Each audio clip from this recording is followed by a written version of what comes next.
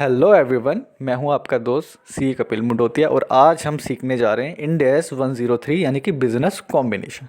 लेकिन business combination सीखने से पहले ना हम कोशिश करते हैं कि हम ये जान लें कि कितने तरीके की फाइनेंशियल स्टेटमेंट्स होती है। तो फाइनेंशियल स्टेटमेंट्स होती है हमेशा दो तरीके की, एक होती है स्टैंड अलोन और एक होती है कंसोलिडेटेड। जो स्टैंड अलोन फाइनेंशियल स्टेटमेंट होती है उस पर हमेशा इंड एस 27 लगता है और जो कंसोलिडेटेड होती है उस पर इंड एस 28, 110, 111, 112 लगता है। ठीक है। अब एक वर्ड होता है जिसको हम बोलते हैं डेट ऑफ एक्विजिशन। तो आपको सबको पता ही है कि डेट ऑफ एक्विजिशन का मतलब क्या है, जिस दिन आप किसी कंपनी पर कंट्रोल स्टैब्लिश कर लेते।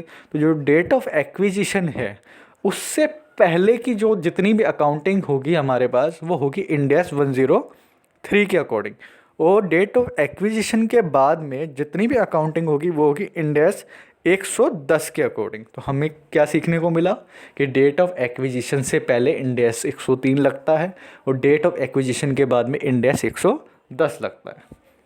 अब हम सीधा इंड एस 103 की बात करेंगे। तो 103 के अंदर बोलता है कि आपको है ना 3 डेफिनेशंस याद करनी है। अभी 3 डेफिनेशन कौन कौन सी है सर? पहली डेफिनेशन है कि सर बिज़नेस होता क्या है। बिज़नेस का मतलब है जिसमें 3 एक्टिविटी होनी ज़रूरी है या 3 एलिमेंट होने ज़रूरी है। ये 3 एलिमेंट है जिसमें से पहला एलिमेंट है हमारे पास में कि इनपुट होना चाहिए। क्या होना चाहिए? इनपुट। वो टेंजिबल भी हो सकता है, इनटेंजिबल भी हो सकता है। सेकंड है हमारे पास में कि एक प्रोसेस होना चाहिए। प्रोसेस का मतलब है वर्क फोर्स होनी चाहिए। और थर्ड एलिमेंट है इसमें हमारे पास आउटपुट। तो आउटपुट का मतलब क्या है? जो डिज़ायर्ड हमारे पास में रिजल्ट है। ठीक है। तो अगर ये 3 एलिमेंट है किसी भी बिजनेस किसी भी एक्टिविटी के अंदर तो वो क्या कहलाया जाएगा? उसको हम कह देंगे कि सर ये बिजनेस है। अब हम बात करेंगे कि एसेट एक्विजिशन क्या होती है। बहुत बार कंपनियां क्या करती है कि किसी दूसरी कंपनी की asset, mainly group of asset को एक्वायर कर लेती है। अब ग्रुप ऑफ एसेट जब आप खरीदते हो ना तो आप इंडिविजुअल एसेट के पैसे नहीं देते, आप पूरे ग्रुप के पैसे देते हो। मान लीजिए आपने पूरे ग्रुप के पैसे दिए 10 करोड़ रुपए, ठीक है, सामने वाली एंटिटी को। अब 10 करोड़ रुपए तो आपने दे दिए, लेकिन उस ग्रुप के अंदर और भी इंडिविजुअल अगर एसेट, बहुत सारी एसेट्स होगी, तो आप क्या करोगे कि आप उस इंडिविजुअल एसेट की मार्केट में क्या फेयर वैल्यू है सबको लिख लोगे, उनकी रेशो कैलकुलेट करोगे और देन आपने जितना टोटल अमाउंट पेड किया है उसको उस रेशो में डिवाइड करके उस इंडिविजुअल एसेट्स की आप क्या निकाल सकते हो? वैल्यू निकाल सकते हो। बट एक बात ध्यान रखना है, जब भी आप ग्रुप ऑफ एसेट्स को परचेस करते हो ना, यानी कि सिर्फ एसेट एक्विजिशन कर रहे हो, बिजनेस एक्विजिशन नहीं है, एसेट एक्विजिशन कर रहे हो, तो इसमें ना तो गुडविल निकलेगी और ना ही कैपिटल रिजर्व निकलेगा। अब बात करते हैं कि बिजनेस कॉम्बिनेशन की। सर बिजनेस कॉम्बिनेशन क्या है? सर बिजनेस कॉम्बिनेशन का मतलब है जब एक एंटिटी दूसरी एंटिटी पर कंट्रोल स्टैब्लिश कर देती है। अब ये कंट्रोल कैसे ले सकती है? या तो आप दूसरी कंपनी की सारी नेट एसेट परचेस कर लो, या फिर आप क्या करो, दूसरी कंपनी में सिग्निफिकेंट इक्विटी इंटरेस्ट ले लो। अभी सिग्निफिकेंट इक्विटी इंटरेस्ट क्या है? इसका मतलब है जब आप किसी दूसरी कंपनी में 50% या उससे ज़्यादा की शेयर होल्डिंग रखते हैं तो ऑटोमेटिकली आपके पास में क्या आ जाता है? दूसरी कंपनी पर कंट्रोल आ जाता है। ठीक है। तो उसको बोल देते हैं कि सिग्निफिकेंट इक्विटी इंटरेस्ट। ये तो बात थी अभी तक डेफिनेशन की कि बिजनेस कॉम्बिनेशन क्या, एसेट एक्विजिशन क्या, बिजनेस क्या। सर पेपर में तो अकाउंटिंग पूछता है ना, बिल्कुल। तो हम सबसे पहले देखेंगे कि बिजनेस कॉम्बिनेशन की अकाउंटिंग कैसे की जाती। अब बिजनेस कॉम्बिनेशन की अकाउंटिंग के है ना 4 मेथड है। पहला मेथड है या तो आप नेट एसेट मेथड यूज़ करें, नेट एसेट मेथड यूज़ करें। दूसरा है आप इक्विटी मेथड यूज़ करें, और थर्ड है कॉमन कंट्रोल मेथड, और फोर्थ है हमारे पास में रिवर्स एक्विजिशन। अब हम इसको 1 बाय 1 रीड करेंगे, बहुत अच्छे से समझेंगे डिटेल के अंदर। तो सबसे पहले हम देख लेते हैं, शुरू करते हैं, चलिए हम नेट एसेट मेथड से। ठीक है। अभी नेट एसेट मेथड क्या है? अब जब हम नेट एसेट मेथड की बात करते हैं ना, तो आप क्या करोगे, नेट एसेट लोगे ना सामने वाली एंटिटी से, तो यानी कि आप परचेज कर रहे हो, तो इसको बोलते हैं परचेज मेथड भी बोलते हैं। ठीक है। तो इस परचेज मेथड में आपने क्या चीज़ें ध्यान रखनी है, बहुत अच्छे से समझेंगे। पहला है आपको कि आप ये आइडेंटिफाई कर लो कि एक्वायरर कौन है। क्या कहा मैंने? एक्वायरर, यानी कि खरीदने वाला कौन है। किस दिन खरीद रहे हो जिसको बोलते हैं डेट ऑफ एक्विजिशन, फिर आपने कितना पैसा दिया जिसको बोलेंगे परचेज कंसिडरेशन। अब पैसा देने पर कौन सी एसेट आपके पास में आई, कौन सी लाइबिलिटी आई, यानी कि एसेट लाइबिलिटी का रिकॉग्निशन। और एसेट लाइबिलिटी आने से क्या आपके पास गुडविल जनरेट हुई या कैपिटल रिजर्व जनरेट हुआ, ठीक है। और कुछ अदर कॉन्सेप्ट्स, यानी कि सर वापस से एक बार आप रिपीट कर सकते हैं? बिल्कुल। तो आपको परचेज मेथड के लिए चेक करना है कि एक्वायरर कौन है, डेट ऑफ एक्विजिशन क्या है, ठीक है, आपने कितना परचेज कंसिडरेशन दिया है, बदले में कौन सी एसेट लाइबिलिटी आई, और एसेट और लाइबिलिटी आने के बाद में कितनी गुडविल जनरेट हुई है, कैपिटल रिजर्व जनरेट हुआ, और कुछ अदर कॉन्सेप्ट्स, ठीक है। तो सबसे पहले है ना, अदर कॉन्सेप्ट्स को थोड़ी देर के लिए आप भूल जाइए। अब हम एक एक करके देखते हैं कि एक्वायरर कौन होता है, कैसे पता चलेगा कि ये एक्वायरर है। तो सिंपल सी बात है, जो भी बंदा पैसे पेड करेगा, यानी कि परचेज कंसिडरेशन पेड करता है, चाहे वो कैश में करे या बदले में कुछ एसेट दे दे, ठीक है, वही क्या कहलाएगा, एक्वायरर। या फिर जो लाइबिलिटी इनकर्ड करेगा, या फिर जो इक्विटी शेयर अपनी खुद की कंपनी के बदले में इशू कर देगा। हो सकता है ना आप कैश में पेमेंट दे रहे हो सामने वाले को, आपके पास कैश नहीं है तो आपने बोला आप मेरी कंपनी के इक्विटी शेयर ले लो, ठीक है, तो ऐसे भी पेमेंट कर सकते हैं। अब बहुत सारे केसेस ऐसे हैं जहाँ पर जो दिखता है ना वो होता नहीं है, और ये रियल लाइफ में भी है ना कि जो जैसा दिखता है वो होता नहीं है। तो बोलता है कि अकाउंटिंग एक्वायरर में be different from the legal acquirer. क्या कहा कि ऐसा हो सकता है कि एक्चुअली में ख़रीदा किसी और ने, तो जो ख़रीदता उसको ही अकाउंटिंग करनी चाहिए, बट ऐसा नहीं करोगे आप। यानी कि लीगल एक्वायरर कोई और हो सकता है और अकाउंटिंग कोई और करेगा। तो ऐसे भी केसेस है यहाँ पर। चलिए एक एग्जांपल से इसको समझते हैं। सर ये लीगल और अकाउंटिंग एक्वायरर की क्या कहानी है। एक एग्जांपल देते हैं कि परचेज कंसिडरेशन पेड करता है कौन, एक्स पेड करेगा, और किसको पेड करेगा, वाई को। यानी कि एक्स पेड कर रहा है परचेज कंसिडरेशन किसको, वाई को। और ये परचेज कंसिडरेशन पेड कर रहा है ना, ये कर रहा है इक्विटी शेयर की फॉर्म में, ठीक है, समझ में आ गया जी। यानी कि एक्स ने शेयर इशू करे वाई को, कितने शेयर इशू करे, 10,000, ठीक है। और एक्स के पास ना पहले से ही इस बिजनेस कॉम्बिनेशन के पहले से ही 5,000 शेयर थे। यानी कि एक्स के पास पहले से 5,000 शेयर थे, उसने 10,000 शेयर वाई को दे दिए। टोटल शेयर पूरे दोनों के बिजनेस कॉम्बिनेशन के बाद 15,000 हो गए।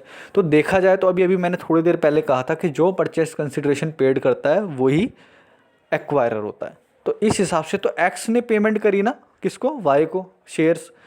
तो एक्स होना चाहिए कौन, एक्स होना चाहिए लीगल एक्वायरर। क्या होना चाहिए, लीगल एक्वायरर। यानी कि देखने में तो यही एक्वायरर होना चाहिए, लेकिन अकाउंटिंग कौन करेगा। अब देखो अकाउंटिंग के लिए आप चेक करना, वाई के पास जब 10,000 शेयर गए तो 10,000 शेयर डिवाइडेड बाय 15,000, यानी कि बिजनेस कॉम्बिनेशन के बाद शेयर कितने हो गए, 15,000। मल्टीप्लाई करो उसको 100 से, तो इक्वल करोगे तो आपके पास आ जाएगा 66.67%। यानी कि सर, यानी कि जो वाई है, वाई के पास में 66% का शेयर है, ये तो 50% से ज़्यादा है। इसका मतलब जो वाई है, वाई के पास कंट्रोल है। और देखने में क्या लग रहा था कि एक्स के पास है, क्योंकि एक्स ने परचेस कंसिडरेशन पेड किया है। इसलिए मैं कह रहा हूँ कि इस केस के अंदर जब हमने शेयर्स निकाला 66%, तो इसका मतलब जो वाई है, वाई ही अकाउंटिंग करेगा। तो वाई कौन है, अकाउंटिंग एक्वायरर। उम्मीद आपको समझ में आ गया होगा। अब अगला था हमारे पास कि डेट ऑफ एक्विजिशन क्या है सर। जब शेयर इशू किए जाते हैं, शेयर को इशू किया जाता है, तो जिस दिन वो शेयर इशू होते हैं ना, वही डेट ऑफ एक्विजिशन होती है। अब परचेज कंसिडरेशन क्या है सर। परचेज कंसिडरेशन का मतलब जो भी मैंने सामने वाली कंपनी को दिया बदले में, या तो मैं कैश में पेमेंट कर रहा हूँ, बैंक में कर रहा हूँ, कोई एसेट दे रहा हूँ, ठीक है, तो सारी चीज़ें क्या है, परचेज कंसिडरेशन है। और मैंने कहा था जैसे ही आप परचेज कंसिडरेशन दोगे तो कुछ एसेट आएगी, कुछ लाइबिलिटी भी आएगी सामने वाले की। तो जब एसेट और लाइबिलिटी आती है तो वो आपको कौन सी वैल्यू पे लेनी है, क्या जो उसकी बैलेंस शीट के अंदर दिख रहा होगा उसी वैल्यू पे ले, या जो उसकी मार्केट में वैल्यू होगी उस वैल्यू पे ले। तो सर ये इंड एस कहता है कि हमेशा जो आप वैल्यू लोगे वो लोगे फेयर वैल्यू। क्या लोगे? Fair value. अगर फेयर वैल्यू अवेलेबल नहीं है उसकी मार्केट में, तभी आप उसकी WDV यानी कि बुक वैल्यू ले लेना। कहने का मतलब, जब आपने सामने वाली कंपनी को ख़रीदना चाहा तो उसकी बैलेंस शीट में जो वैल्यू है वो मत लो, वो देखो कि आप उसकी मार्केट में क्या वैल्यू है, फेयर वैल्यू क्या है। जो मार्केट में वैल्यू है वही लेनी है। अगर मार्केट में वैल्यू अवेलेबल नहीं है तो आप उसकी बुक वैल्यू लेंगे, ठीक है। अब जैसे ही आपके पास एसेट भी आ गई, लाइबिलिटी भी आ गई, तो मैंने कहा था गुडविल जनरेट होगी या कैपिटल रिजर्व। तो सर ये कैसे निकलेगा कि गुडविल है या कैपिटल रिजर्व है, कैसे पता चलेगा? इसके लिए आपको ना एक इनिशियल रिकॉग्निशन की एंट्री पास करनी पड़ेगी इस इंड एस में। और ये एंट्री क्या बोलती है कि जब आपके पास सामने वाली कंपनी की एसेट आई तो आपने ऊपर लिखा एसेट अकाउंट डेबिट, है ना, और बदले में उसकी लाइबिलिटी भी आई, तो वो उसकी लाइबिलिटी अब आपकी लाइबिलिटी हो गई, तो आपने लिखा टू लाइबिलिटी अकाउंट। बदले में आपके पास से पैसा गया तो आपने बोला था परचेज कंसिडरेशन, तो आपने लिखा टू परचेज कंसिडरेशन, ठीक है। अब ज़रूरी तो नहीं है ना कि आपने उसका 100% शेयर ही खरीद लिया हो, पूरी कंपनी आपने खरीद ली हो, नहीं। अगर आपने उसके 51% शेयर खरीदे तो बाकी के 49% का तो मालिक वही है ना अभी तक, तो हम उसको भी कंसीडर करेंगे। तो जो माइनॉरिटी है उसको हम बोलते हैं NCI। क्या बोलते हैं? NCI। तो हम कर देंगे टू NCI अकाउंट। अब अगर ऊपर बैलेंसिंग फिगर आ रही है डेबिट में तो वो हमेशा गुडविल है, अगर क्रेडिट में आ रही है तो हमेशा कैपिटल रिजर्व है। थोड़ी देर पहले ना मैंने कहा था अदर कॉन्सेप्ट्स। क्या बोला था? Other concepts. उसको भूल जाओ, ये कहा था ना मैंने। अब अदर कॉन्सेप्ट्स को भूलना नहीं है, अब इसी का ही काम है। अब सारे अदर कॉन्सेप्ट्स में ना बहुत सारे कॉन्सेप्ट हैं, छोटे छोटे छोटे, तो इसको कैसे याद करेंगे? इसको याद करने के लिए ना मैंने बड़ा ईजी सा एक कोड बना दिया है। और इस कोड को कैसे याद रखेंगे? रिप एफ, क्या चीज़? रिप एफ कोई आए SDCE। क्या चीज़? रिप एफ कोई आए SDCE, ठीक है। तो सबसे पहले हम रिप एफ के बारे में पढ़ना शुरू करते हैं। अब आर का मतलब है री एक्वायर्ड राइट। क्या चीज़? री एक्वायर्ड राइट, यानी कि कोई ऐसे राइट थे जो आपने किसी को पहले ही दे रखे थे और बाद में आपने उसको री एक्वायर्ड यानी कि वापस ले लिया। सर एग्जाम्पल दे सकते हैं? बिल्कुल दे सकते हैं। तो एग्जाम्पल है, आपने क्या करा, कोई फ्रेंचाइजी या फिर डीलरशिप का कॉन्ट्रैक्ट था, आपने उसको बाय बैक कर लिया, है ना। तो कहता है हमने कोई राइट दिया एक्वायरी को, सामने वाली पार्टी को पहले ही हमने कोई राइट दिया हुआ था, ठीक है। तो उसने, जब हम राइट देते हैं ना किसी को, तो राइट क्या है? इंटेंजिबल एसेट है। उसने अपनी बैलेंस शीट में उसको क्या दिखाया होगा? इंटेंजिबल एसेट बनाया होगा। अब क्या हुआ कि वो कॉन्ट्रैक्ट ना हम उसको कैंसिल करना चाहते हैं। क्या करना चाहते हैं? कैंसिल करना चाहते हैं।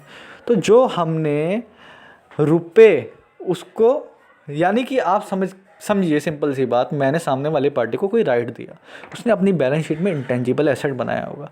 अगर मैं उसको, उस कॉन्ट्रैक्ट को उसके टर्म से पहले ही क्या करता हूँ? टर्मिनेट करता हूँ, तो बदले में पैसे दूंगा ना मैं उसको, एज ए पेनल्टी उसको पैसे दूंगा, और राइट जो है वो वापस से मेरे पास में आ जाएगा। तो क्या करेंगे हम, आप ये समझने की कोशिश करना कि अब जो उसकी इंटेंजिबल एसेट थी वो मेरे पास जब आएगी ना तो वो री एक्वायर्ड बन जाएगी, री एक्वायर्ड राइट बन जाएगी, ठीक है। तो एंट्री क्या करेंगे सर? तो एंट्री होगी जो नॉर्मल एंट्री होती है डेट ऑफ एक्विजिशन पे, कौन सी? कि नेट एसेट को हम डेबिट कर देते हैं, ठीक है, बदले में परचेज कंसिडरेशन क्रेडिट हो जाता है, ठीक है। और अब हुआ क्या कि जब हमारे पास वो एक राइट वापस आया तो किसकी फॉर्म में आया? री एक्वायर्ड राइट की फॉर्म में आया। तो हम इसको कर देंगे डेबिट, यानी कि री एक्वायर्ड राइट अकाउंट डेबिट, क्योंकि ये भी तो एसेट ही है ना हमारे लिए अब। तो हमने इसको क्या कर दिया? डेबिट कर दिया। अब एक चीज़ और चेक करनी है, जब भी आपके पास री एक्वायर्ड राइट आता है, यानी कि आपकी ही इंटेंजिबल एसेट आप ही के पास वापस आती है, तो हमेशा उस पर प्रॉफिट एंड लॉस कैलकुलेट होगा। क्या चीज़ कैलकुलेट होगी? Profit and loss. सर आपने ऐसा क्यों बोला कि प्रॉफिट एंड लॉस कैलकुलेट होगा? सर वो इसलिए होगा क्योंकि जब हमने सामने वाले को वो intangible asset as a right दिया था तब उसका मार्केट प्राइस कुछ और था, और आज जब हम वापस ले रहे हैं टर्मिनेट करने के बाद में कॉन्ट्रैक्ट, तो आज उसका मार्केट रेट कुछ और होगा, तो हमें प्रॉफिट एंड लॉस बुक करना पड़ेगा। तो कहता है calculate the profit and loss if cash flows are available. तो पहले नोट के अंदर लिखा हुआ है reacquired right should be recognised at present value, यानी कि जो हम डेबिट कर रहे हैं ना री एक्वायर्ड राइट को, वो हमेशा प्रेजेंट वैल्यू पे डेबिट कर देंगे उसको। कहता है जो प्रॉफिट एंड लॉस आएगा वो कैसे निकलेगा कि हमारे पास कितना पैसा आया और हमारे पास से कितना पैसा गया। तो सर ये हमारे पास पैसा कितना आया, हमारे पास पैसा आया ना राइट की फॉर्म में आया। किसकी फॉर्म में? राइट की फॉर्म में। तो हम उसका देखेंगे मार्केट में प्राइस कितना है, उतना हमें मार्केट से मिल जाएगा। सपोज़ आज अगर आपने मैंने आपको एक राइट दिया है कि आप ये मेरा रूम ले सकते हो, है ना, राइट दे दिया, और आपसे मुझे 10,000 रुपये मिल रहे हैं। तो आप तो मुझे 10,000 दे रहे हो, लेकिन बाद में मेरे को पता चला 1-2 महीने बाद, और 10,000 रुपये में मान के चलिए आप पर मंथ है और 1 साल का कॉन्ट्रैक्ट है, और वो मैं कभी भी कैंसिल कर सकता हूँ। तो मैं 6 महीने बाद देखता हूँ कि मार्केट में उस रूम का रेंट है ना 20,000 हो जाता है। तो मुझे फ़ायदा किससे है? आपका कॉन्ट्रैक्ट कैंसिल करने से, ठीक है। तो मेरे पास मार्केट से पैसा कितना आएगा? 20,000 रुपये। तो ये जो फेयर वैल्यू है ना राइट की, यही मेरा इन्फ्लो है जो फ्यूचर में। लेकिन मेरा आउटफ्लो क्या है सर? आउटफ्लो ये है कि उस कॉन्ट्रैक्ट को कैंसिल करने के लिए, जो पुराना कॉन्ट्रैक्ट है उसको कैंसिल करने के लिए मेरे पास से कुछ ना कुछ कैश जाएगा, जिसको हम बोल देते हैं प्री मैच्योर कैंसिलेशन चार्जेस। तो वो माइनस कर दो, यानी कि इनफ्लो में से जैसे ही आउटफ्लो माइनस हो जाएगा वो प्रॉफिट एंड लॉस आ जाएगा। अब अगर प्रॉफिट आता है तो क्रेडिट करना है इसको एंट्री के अंदर, अगर लॉस आता है तो डेबिट करना, और उसके बाद में भी चेक करना कि अगर रिमेनिंग बैलेंस डेबिट साइड में बच रहा है तो गुडविल, अदरवाइज कैपिटल रिजर्व आएगा, ठीक है। तो हमने क्या पढ़ा? पहला री एक्वायर्ड राइट। चलिए हम रिप एफ में से आर कर चुके हैं, अब हम करेंगे आई। आई का मतलब है इंडेमनीफाइड। इंडेमनीफाइड एसेट का जो कॉन्सेप्ट है ना, वो क्या कहता है, इसको बड़े आसानी से समझेंगे एक एग्जांपल्स के साथ। मान लीजिए मैं एक्वायरर हूँ, आप हो एक्वायरी, मैं हूँ एक्वायरर और आप हो एक्वायरी। तो आपकी बैलेंस शीट में ना कुछ डेटर्स होंगे। तो क्या कहा मैंने? आपकी बैलेंस शीट में जो डेटर होंगे ना, पता नहीं उनसे मुझे पैसा मिलेगा भी या नहीं मिलेगा फ्यूचर में, ठीक है। तो फिर भी हम क्या सोचते हैं, अब आपके हिसाब से मुझे कितना मिल सकता है ना उन डेटर्स में से, वो हम लिखेंगे ऊपर, और मेरे हिसाब से मैं आइडिया लगाऊंगा मेरे हिसाब से कितना मिलेगा, और जो दोनों बैलेंसेस का डिफरेंस होगा ना वही इंडेमनीफाइड एसेट होगी। क्या होगी? इंडेमनीफाइड एसेट होगी। अब एक नोट है, नोट बोलता है कि इंडेमनीफाइड एसेट एक्वायरर खुद के लिए बनाएगा। जी बिल्कुल समझ में आ गया, क्योंकि मैं अगर उसको ख़रीद रहा हूँ उसके डेटर्स भी तो मेरे पास आएंगे, लेकिन वो डेटर्स कितने आएंगे, वो डेटर के लिए मैं इंडेमनीफाइड जो एसेट बनाऊंगा ना वो डिफरेंस का बना रहा हूँ, ठीक है। तो मैंने बना दिया indemnified asset. And creditor for indemnified asset भी क्रिएट करेगा, क्योंकि बाद में जो रिकवर्ड अमाउंट होगा वो एक्वायरी को भी देना है। समझ में आ गया सर? यानी कि इंडेमनीफाइड एसेट भी बनाऊंगा और क्रेडिटर फॉर इंडेमनीफाइड एसेट भी क्रिएट करूंगा, क्योंकि जो क्रेडिटर का पैसा आएगा बाद में वो बाद में मैं एक्वायरी को दे भी दूंगा। सेकंड नोट बोलता है कि जो इंडेमनीफाइड एसेट के इक्वल ही अमाउंट एक्वायरी को पे करना है, यानी कि जितनी मैंने डिफरेंस का इंडेमनीफाइड एसेट बनाया है उसके बराबर ही पैसा, यानी कि अगर बाई चांस मेरे को कोई पैसा रिकवर्ड हो जाता है तो उस रिकवर्ड अमाउंट में से मुझे कितना पैसा देना है, उतना ही पैसा देना है जितना कि आपने इंडेमनीफाइड एसेट क्रिएट करी थी, वो हम एक्वायरी को दे देंगे।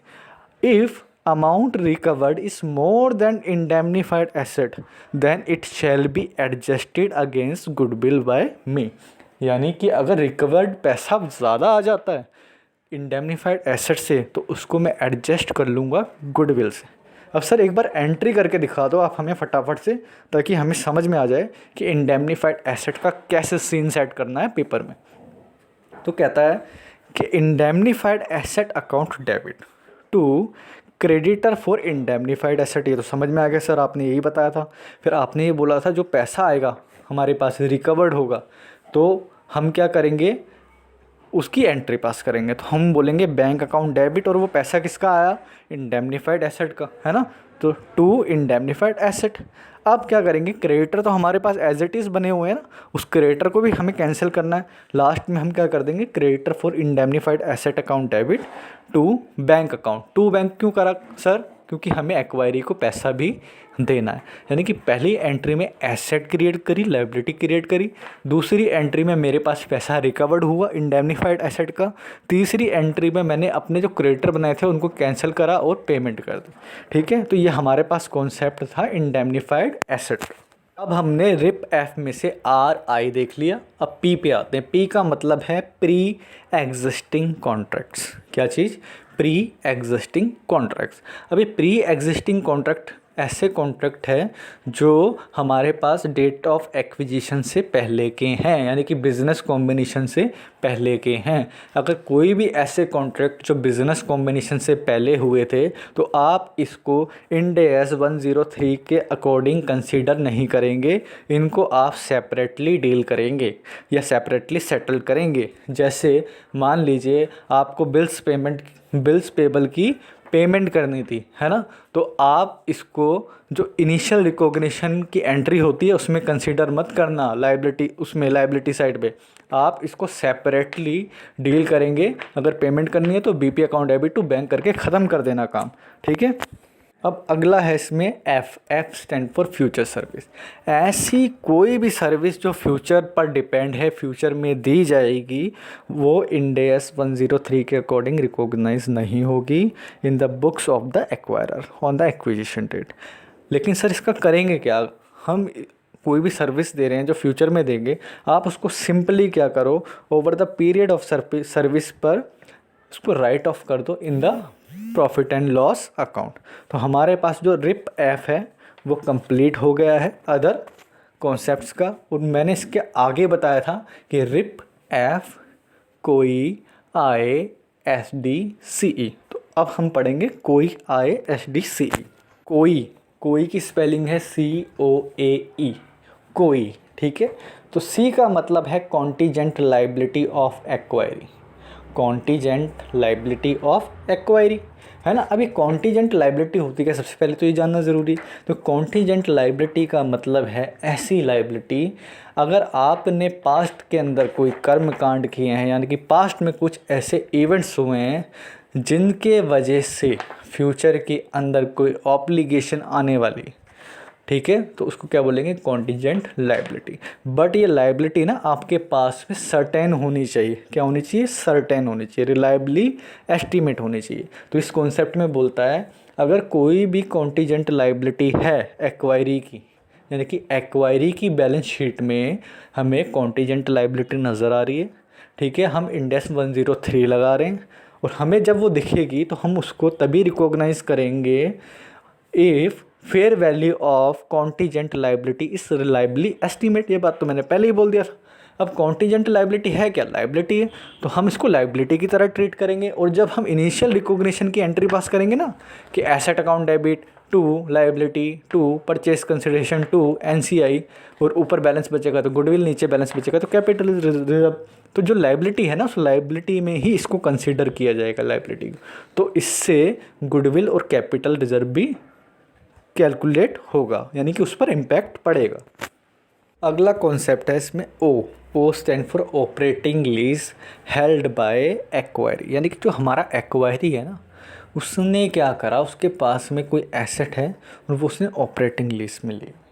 ठीक है, अब ऑपरेटिंग लीज में अगर कोई ली हुई है तो सिंपल सी बात है, जो भी वो लीज रेंटल दे रहा होगा ना वो प्रॉफिट एंड लॉस अकाउंट में राइट ऑफ होने चाहिए स्ट्रेट लाइन मेथड के according over the remaining lease period by the acquirer. यानी कि मैं क्या करूँगा कि जो भी उसको लीज रेंटल देने हैं ना उसको मैं क्या करूँगा, उसको इक्वली यानी कि स्ट्रेट लाइन मेथड बेसिस पर उसको क्या कर दूँगा, रिकॉग्नाइज कर दूँगा, P&L में ट्रांसफ़र कर दूँगा। लेकिन इसका कुछ एक्सेप्शन है, यानी कि उसको मैं P&L में ना डालूँ, ऐसी वाली सिचुएशन है।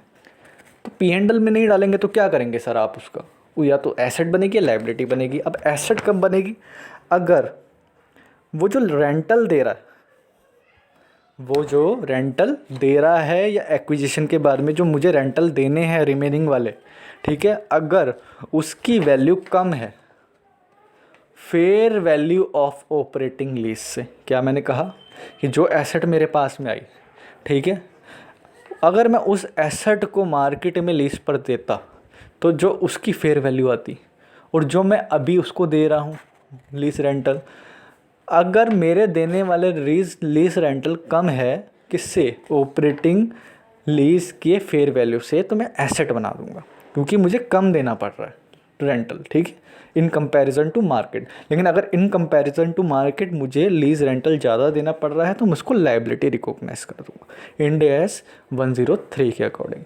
अब कोई के अंदर में सी हो गया, ओ हो गया, अब बात आती है ए की। तो ए का मतलब है असेंबल्ड वर्कफोर्स ऑफ एक्वायरी, यानी कि एक्वायरी की जो वर्क फोर्स है ना, असेंबल्ड वर्क फोर्स, उसका क्या करेंगे। कहता है if after business combination employees are shifted then no asset and liability shall be recognise. ठीक है सर, समझ में आ गया। E stand for employee benefits. अभी एम्प्लॉय बेनिफिट्स आपने इंडेक्स 19 में भी पढ़ा है, ठीक है, तो यानी कि ये तो कंपलसरी वाली चीज़ है ना, देनी ही पड़ती है, स्टैच्यूटरी रिक्वायरमेंट है, इसलिए हम उसको अवॉइड नहीं कर सकते। तो liabilities shall be recognise by the acquirer, example pension या ग्रेचुटी एटसेट्रा। यानी कि मुझे अगर मैं कल को कोई कंपनी खरीदता हूँ, बिजनेस कॉम्बिनेशन करता हूँ, तो जो उसके एम्प्लॉयज़ है या एम्प्लॉय होंगे हमारे बिजनेस कॉम्बिनेशन के बाद में, तो मुझे स्टैच्यूटरी रिक्वायरमेंट्स को फुलफ़िल करना पड़ेगा, इसलिए मैं इसको लाइबिलिटी कंसिडर करूँगा इंड एस 103 के अकॉर्डिंग। यहाँ पर हमारे पास रिप एफ कोई कंप्लीट हो गया। अब हम बात करेंगे आई कोई, आई ए, S D C E. I A का मतलब क्या है, आई ए का मतलब है इंटेंजिबल एसेट। आई ए का मतलब intangible asset of the acquiree. अब होता क्या है, don't recognise the goodwill of acquiree. अगर एक्वायरी की बैलेंस शीट में कोई भी गुडविल नज़र आ रही है तो आप इसको रिकॉग्नाइज नहीं करेंगे, लेकिन जितनी भी अदर इंटेंजिबल एसेट्स हैं वो सभी आपको रिकॉग्नाइज कर देंगे, ठीक है। अब कुछ कभी कभार ऐसा भी हो सकता है कि कुछ चीज़ ऐसी होगी कि हमारे एक्वायरी ने उसको रिकॉग्नाइज नहीं किया होगा एज एन इंटेंजिबल एसेट, लेकिन फिर अगर हमें वो पता है तो हम उसको भी as a intangible asset recognise करेंगे, ठीक है। सर एग्जांपल दे सकते हैं, बिल्कुल, जैसे कस्टमर लिस्ट। तो हो सकता है जो कस्टमर लिस्ट है उसको हमारे एक्वायरी ने इंटेंजिबल एसेट ना बनाया हो, लेकिन हम बना सकते हैं। बस उसकी गुडविल को छोड़ के जितनी भी इंटेंजिबल एसेट है उसको आप बुक कर देना ऐसे इंटेंजिबल एसेट। अब बात करेंगे एस डी सी ई। तो S stand for share based payment.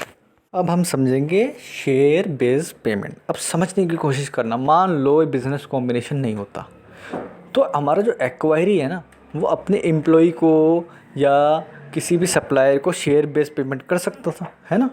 तो वो डिसाइडेड होता है कि टोटल अपने एम्प्लॉयज़ को कितना अवार्ड देगा। अवार्ड का मतलब होता है कितना पैसा देगा, है ना। तो कितना पैसा वो देगा वो पहले से डिसाइडेड है, टोटल, इसको बोल देंगे टोटल अवार्ड। और उस टोटल अवार्ड को कैसे डिस्ट्रीब्यूट किया जाता है, ओरिजिनल, उसको ओरिजिनल प्लान बोलते हैं, ठीक है। तो उस ओरिजिनल प्लान का कुछ टर्म एंड कंडीशंस होगी। अब ये जो टोटल अवार्ड है ना, सिचुएशन ऐसी आ गई कि हम, एक कंपनी आती है और वो बोलती है कि हम बिज़नेस कॉम्बिनेशन करेंगे। तो जब बिज़नेस कॉम्बिनेशन होगा तो आप ये चीज़ें ध्यान में रखो। मान लीजिए मैं हूँ और मैं आपकी कंपनी के साथ बिज़नेस कॉम्बिनेशन करना चाहता हूँ और आपकी कंपनी पहले अपने एम्प्लॉय को शेयर बेस्ड पेमेंट देना चाहती थी, तो वो पेमेंट तो अटक गई बीच में। तो मेरे लिए क्या होगा, मेरे लिए दो सिचुएशन हो जाएगी। एक हो जाएगी ऑब्लिगेशंस की। क्या हो जाएगी, ऑब्लिगेशन की। जो पुराना पेंडिंग है उसके लिए ऑब्लिगेशन, और जो न्यू वाला पेंडिंग होगा उसके लिए हमारे पास में राइट रेम्यूनरेशन आ जाएगा। यानी कि अब उसको हम रेम्यूनरेशन बोलेंगे, क्यों, क्योंकि वो अब मेरे एम्प्लॉय बन जाएंगे, इसलिए रेम्यूनरेशन। और जो पुराना पेंडिंग था उसके लिए ऑब्लिगेशन। तो ये सर, ये रेम्यूनरेशन और ऑब्लिगेशन निकालेंगे कैसे। तो सबसे पहले बात कर लेंगे प्री कॉम्बिनेशन ऑब्लिगेशंस की।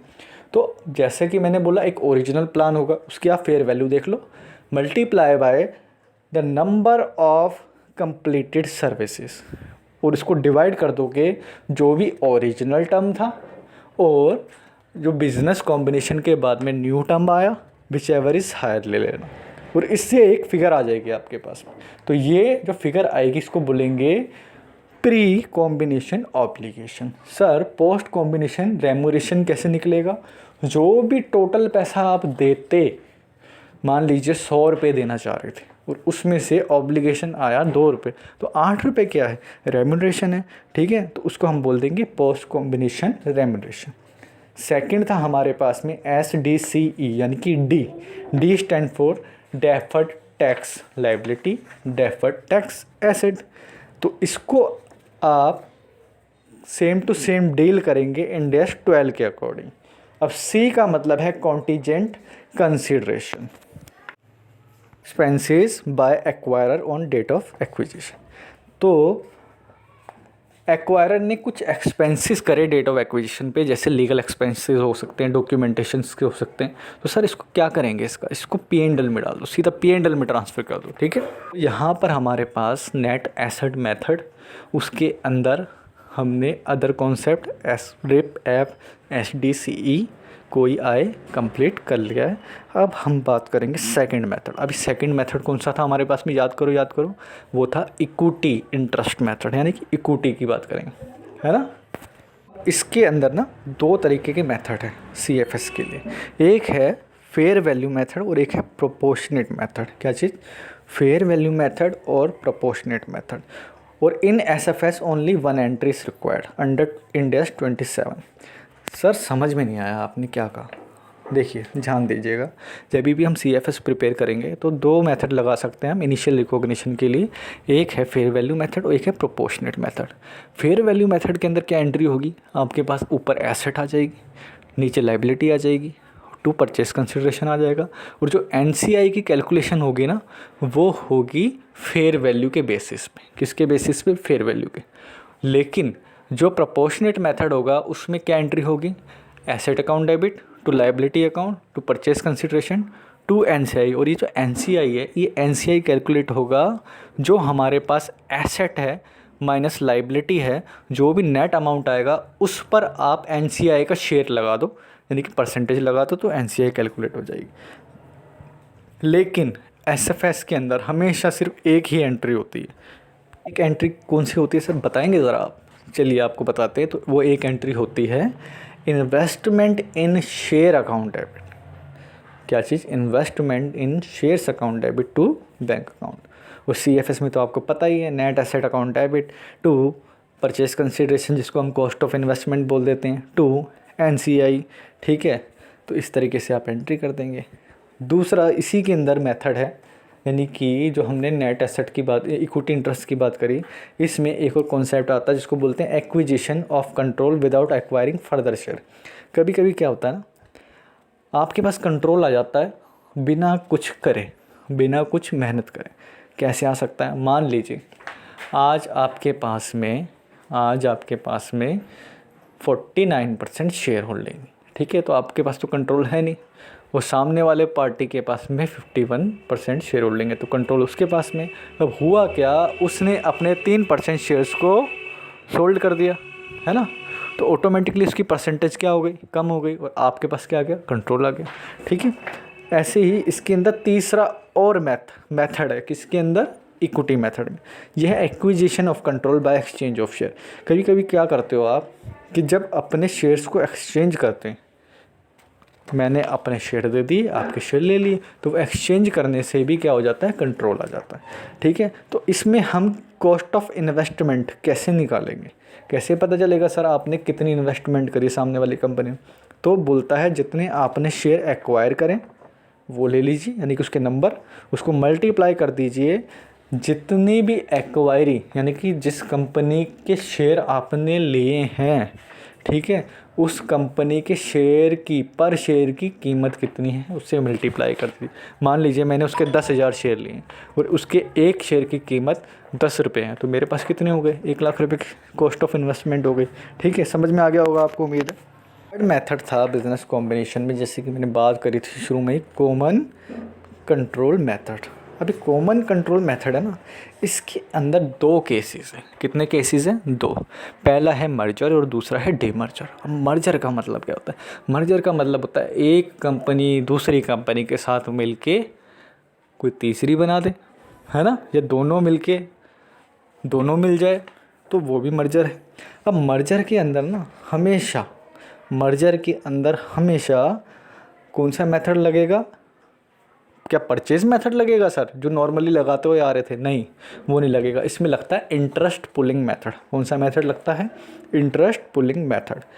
अब ये भी चीज़ ध्यान रखनी है कि नॉर्मल केसेस के अंदर अभी तक हमने क्या करा था, जितनी भी एसेट और लायबिलिटी हम ले रहे थे, तो मैंने शुरू में ही कहा था आपको कि वो हमेशा फेयर वैल्यू पे लेनी है। अगर फेयर वैल्यू ना हो तो आपको WDV यानी कि बुक वैल्यू पे जाना था। लेकिन यहाँ पर ऐसा नहीं है। मर्जर के केस में जो भी एसेट लायबिलिटी आप ले रहे हो, ठीक है, तो वो कौन सी वैल्यू पे लेनी है? कैरिंग वैल्यू, यानी कि उसको बुक वैल्यू पे ही लेना है आपको। जो बैलेंस शीट में दिख रहा है एज इट इज़ उठा लो, ठीक है। लेकिन सर इसमें और उसमें आपने रिज़र्व की बात नहीं की। तो आप ध्यान दीजिएगा कि नॉर्मल अकाउंटिंग के अंदर रिज़र्व्स को कंसिडर नहीं किया जाता, ठीक है। लेकिन इसमें हम जितने भी तरीके के रिज़र्व होते हैं एक्वायरी के, सबको उठा लेते हैं, ठीक है। और वो भी कैरिंग अमाउंट पे उठाएंगे, यानी कि एसेट भी उठा लो, लायबिलिटी भी उठा लो, जितने रिज़र्व है उसको भी उठा लो, लेकिन कैरिंग वैल्यू पे उठाना, फेयर वैल्यू मत देखना, ठीक है। अब एक चीज़ और है कि उस मेथड में गुडविल भी निकलती थी। डेबिट में हो तो बैलेंस, क्रेडिट में हो तो कैपिटल रिज़र्व। लेकिन मर्जर में ऐसा नहीं है, इसमें गुडविल कैलकुलेट नहीं होती। यानी कि डेबिट में बैलेंस आया तो भी कैपिटल रिज़र्व, क्रेडिट में आया तो भी कैपिटल रिज़र्व, ठीक है। और जो भी हम शेयर इशू करेंगे सामने वाले कंपनी को, वो हमेशा हम पार वैल्यू पे करेंगे। किस पे? पार पे। यानी कि सर अगर मान लीजिए कि 110 रुपये पे करा, 100 रुपये की पार वैल्यू थी, 10 रुपये का प्रीमियम था, तो प्रीमियम को इग्नोर करना है? बिल्कुल, आपने सही सोचा। तो जो प्रीमियम है उसको इग्नोर करना है। और इसी मेथड में दूसरा जो एक और सब मेथड है वो है कौन सा है? D merger. यानी कि कॉमन कंट्रोल में एक मर्जर की बात कर ली। मर्जर में आपने बोला कि इंटरेस्ट पूलिंग मेथड लेना, एसेट लायबिलिटी रिजर्व सबको कैरिंग वैल्यू पे लेना, गुडविल नहीं आएगी, सिर्फ कैपिटल रिजर्व आएगा, शेयर इशू करेंगे, पार वैल्यू पे करना। ठीक है सर, सॉर्टेड, सब समझ में आ गया। डी मर्जर का क्या सीन है?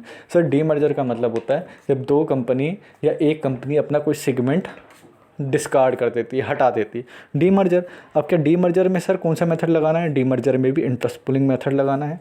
एसेट लायबिलिटी और जितने भी ट्रांसफर रिजर्व हैं वो किस पर आएंगे? कैरिंग वैल्यू पे।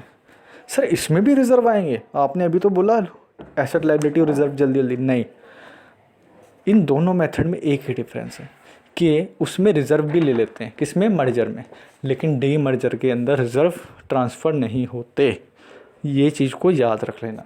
क्या इसमें भी सर गुडविल कैलकुलेट नहीं होती? बिल्कुल, इसमें भी गुडविल कैलकुलेट नहीं होगी, सिर्फ कैपिटल रिजर्व आएगा। जो भी शेयर इशू करेंगे पार पे करेंगे, प्रीमियम को इग्नोर कर देंगे, और जो भी डिवीज़न ट्रांसफ़र्ड होगा वो परचेस कंसिडरेशन पर नहीं होगा। यानी कि कोई परचेस कंसिडरेशन नहीं देंगे, भैया मेरा ही तो हिस्सा था, मैं तुझे पैसे क्यों दूँ। यानी कि सिंपली क्या होगा, मैं एसेट को देता जाऊंगा बस। ठीक है, यानी कि डी मर्जर के अंदर हमेशा division will be transferred without PC. Share transfer हो सकते हैं लेकिन पार पे हो सकते हैं। प्रीमियम को इग्नोर करेंगे, गुडविल का कोई लेना देना नहीं है, रिजर्व ट्रांसफ़र नहीं होंगे। लास्ट मेथड है रिवर्स मेथड। अभी रिवर्स मेथड क्या है? रिवर्स मेथड ना बेसिकली क्या होता है कि बहुत सारे प्राइवेट कंपनीज़ होती है ना, खुद को बचाने के लिए लिस्टिंग के प्रोसेस से, क्योंकि वो लिस्टेड नहीं होना चाहती, ठीक है। तो वो लिस्टिंग के प्रोसेस से खुद को बचाने के लिए क्या करती है, अपना जो कंट्रोल है ना वो किसी स्मॉल पब्लिक कंपनी को दे देती है।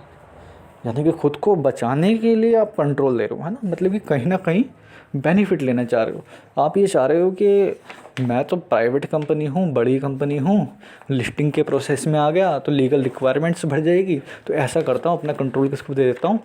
स्मॉल कंपनी को। और वो कौन सी? पब्लिक कंपनी को। तो मेरे पास कंप्लाइंसेस नहीं आएगी, वही करेगा अपनी कंप्लाइंसेस।